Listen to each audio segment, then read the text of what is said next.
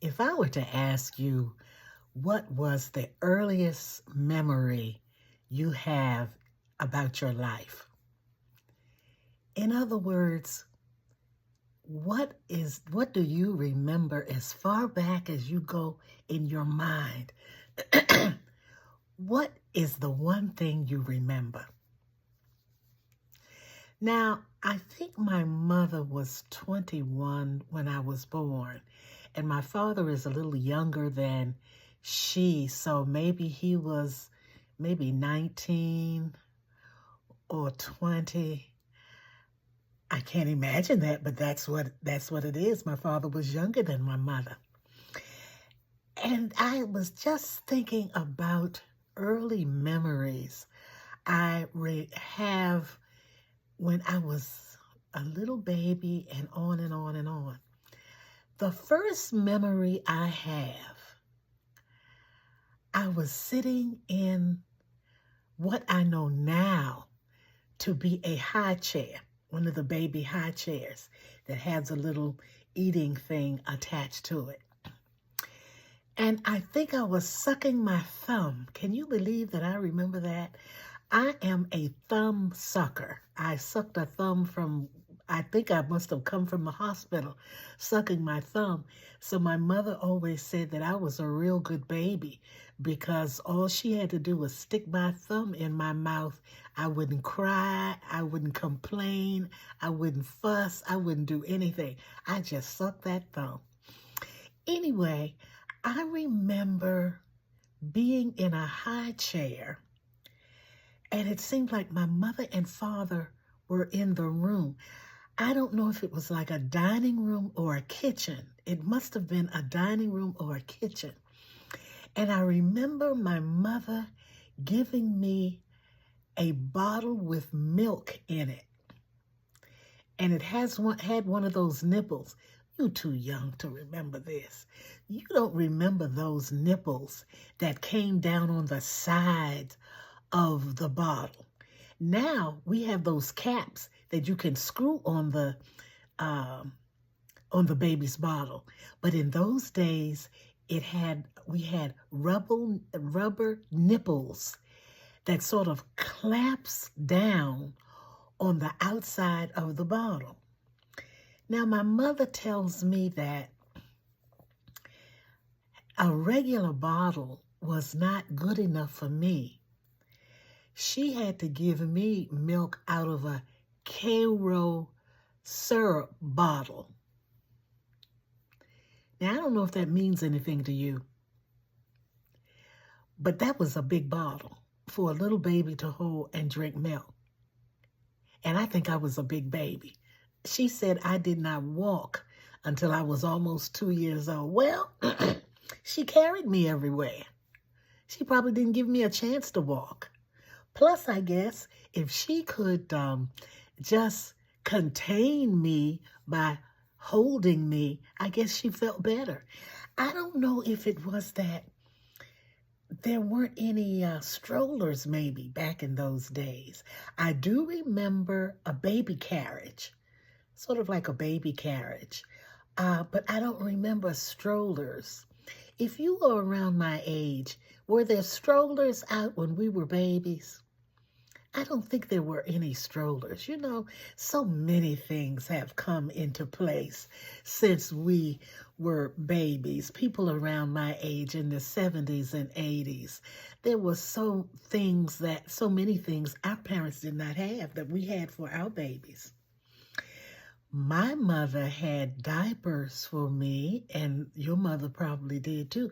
And they had to wash those diapers out and use them over and over. They had the cloth diapers. Well, people still use the cloth diapers, and they still wash them and use them over and over. But I think my mother had the big diapers, and they would fold them over and have the big pans. And oh my goodness, I'm glad those days are over for me. But I do remember that. And another thing I remember, when I was a little girl, I remember my brother Kent. See, I told you all that my mother and father had 5 children. I'm the oldest. Then my brother Kent was next to me. And I remember he and I were outside playing. We lived in Southeast on Savannah Place at that time. That's what my mother told us. That's where we lived. I remember my brother getting on a dog's back and riding the dog like it was a horse. And it was a big dog. Now, it may not have really been a huge dog, but when you're little, a dog seems large. Isn't this something how I remember that? Now, those are the two earliest memories I have. And of course, I'm sure there were many, many more, but those two stick out in my mind.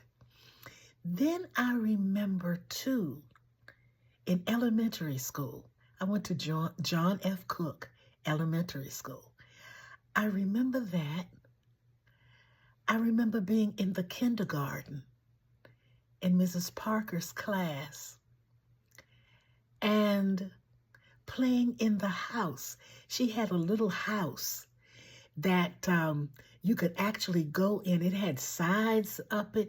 It was sort of like a log cabin, but I think it was made out of blocks. And it was like a house. And I remember going in there, but I don't remember actually playing. But I know we must have played if we went in there. But I just don't have a memory of that. I do have a memory of being in the kindergarten or first grade when the speech teacher came. You know, it was nothing like those, the black schools. You know, we had black schools and white schools at that time. There was no integration at that time. And we had so many wonderful things going on in the black schools.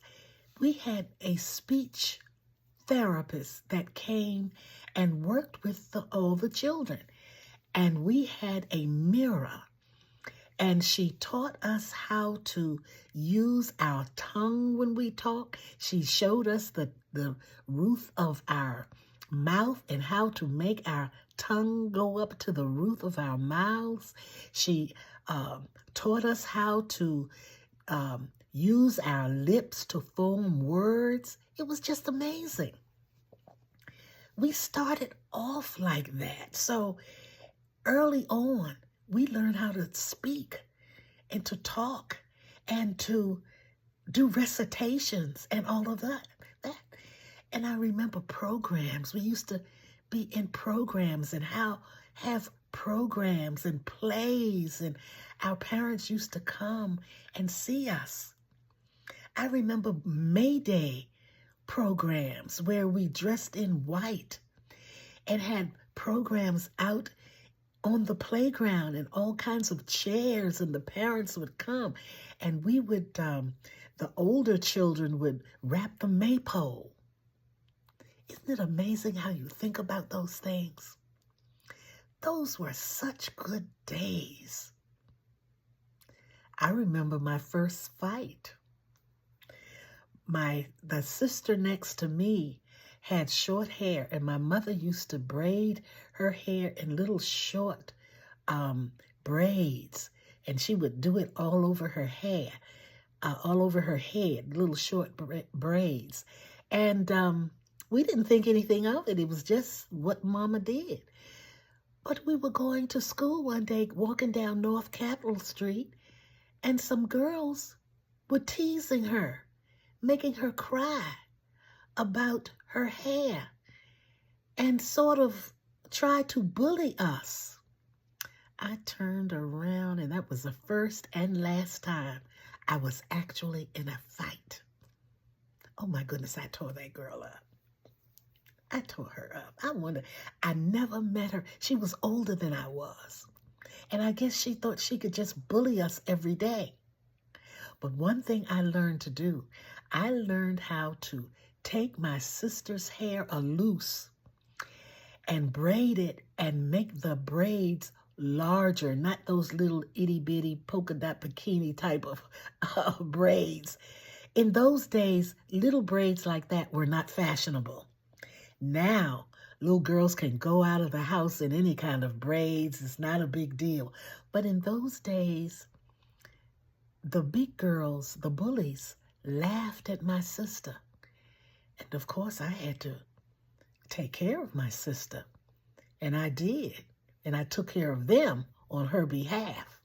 Oh, we had good days. There's so many things I could tell you all. I bet you never knew I had been in a fight. Oh, yes.